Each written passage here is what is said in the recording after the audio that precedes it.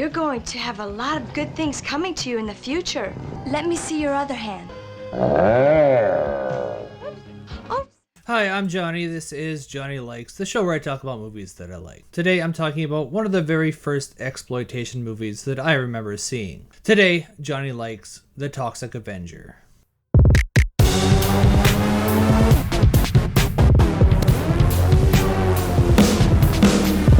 You tell him, Johnny! You tell the world! Melvin is a dweeby janitor who works at a pool, and he's got some toxic bullies who hate him and the fact that he works at the pool. Would you take a look at that fucking guy? The mop boy. He can't even mop right.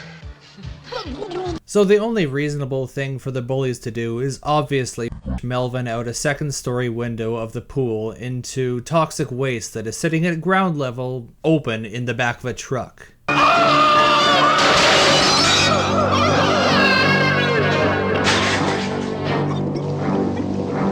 Immediately, everyone on the street laughs at him as he is being horribly disfigured by the toxic waste. Apparently, it's a Jersey thing. Instead of dying, he's only hideously mutated and given low-level superpowers. If all of a sudden you can hear a weird buzz in the background, that's my cat. He's all full of purrs. Anyway, Melvin, who is now known as the mutant killer / the mutant hero, goes around town writing injustices big and small. You said you were gonna take me to see the David Bowie concert. He's not David Bowie. Only 12 years old and only $12.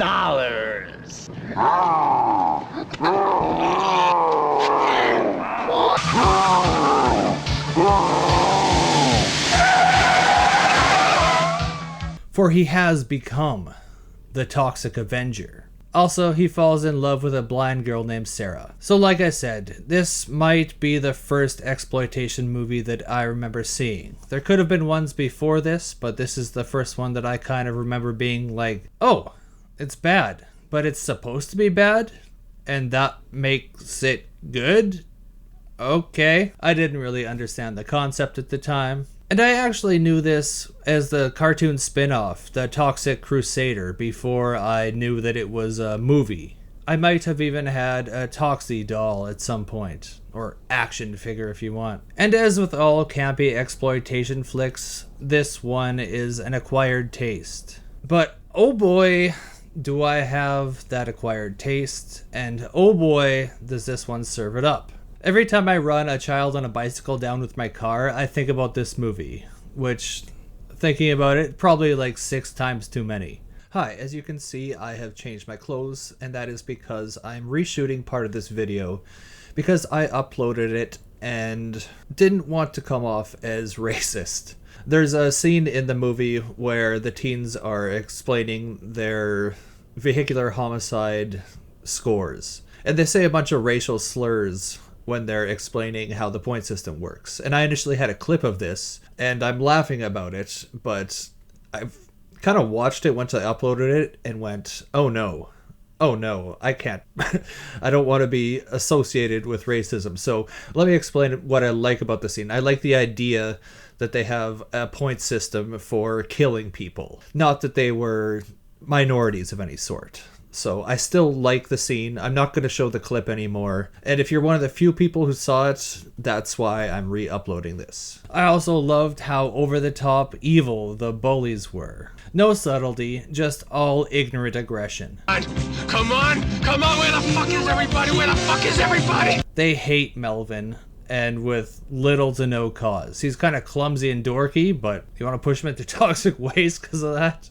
Anyway, you dislike them so much that Toxie could do some pretty fucked up shit to them, and you'd be rooting for Toxie the whole time. Case in point being the deep fryer. I can't be the only one who saw this coming and was like, yes! No, just me? Really? The movie knows what it is and makes no qualms about it. It's a campy exploitation flick, made to cash in on a number of different genres at once, which I think was smart on Lloyd Kaufman's part. He was probably just hedging his bets, trying to get the superhero and comic book crowd, as well as the gore and FX hounds, as well as the horny folk, as well as people who are fans of odd love stories, and he also made it funny to boot. It's a good crossover, and the elements fit together well enough. I also think that it's because of this odd crossover of elements that the movie became a word-of-mouth cult classic.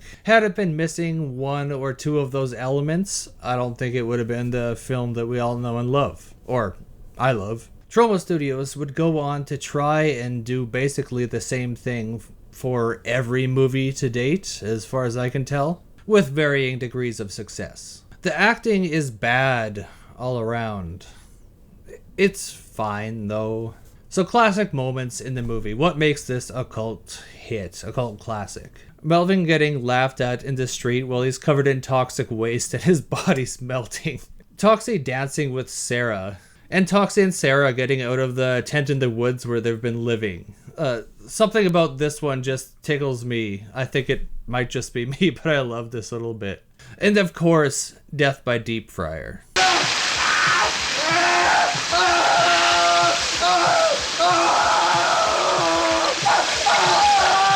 So this movie is a gem to me, and this is one of the first movies that comes to mind when you mention the phrases B-movie, or exploitation flick, or cult classic.